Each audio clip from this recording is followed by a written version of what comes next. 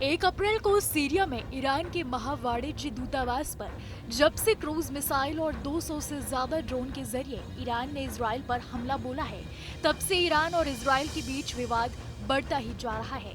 Iran के प्रधानमंत्री Benjamin Netanyahu ने उससे बदला लेने की कसम खाई थी। वैसे तो इजराइल को हमेशा ही अपने दुश्मनों से बदला लेने के लिए जाना जाता है, लेकिन इस बार उसके तेवर थोड़े नरम दिख रहे हैं। ऐसा क्यों है, आइए जानते हैं।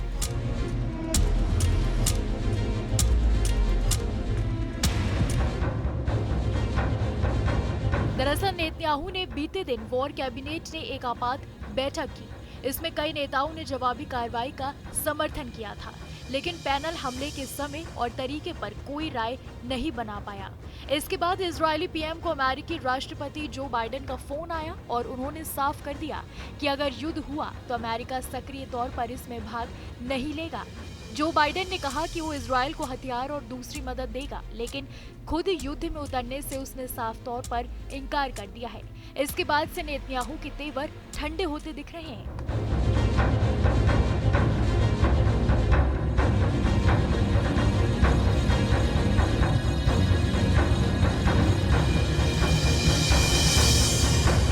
दरअसल अमेरिका के राष्ट्रपति जो बाइडेन ने कहा कि अगर अमेरिका युद्ध में कूदा तो पश्चिमी एशिया के हालात बिगड़ जाएंगे। अमेरिका ने कहा कि वो इजराइल की सुरक्षा के लिए हमेशा खड़ा है, लेकिन युद्ध नहीं चाहता है।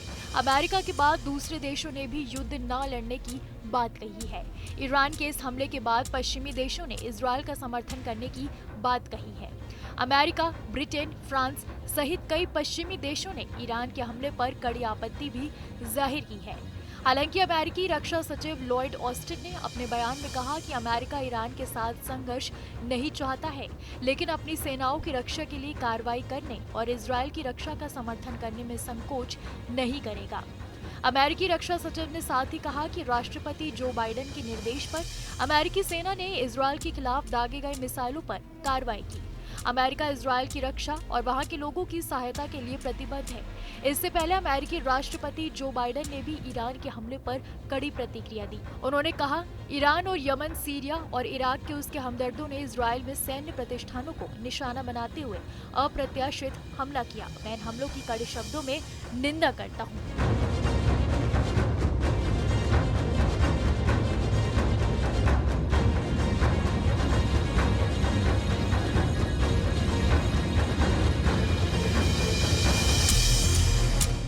ऐसे ही तमाम देश दुनिया की खबरों के लिए देखते रहिए न्यूज़ नेशन डिजिटल।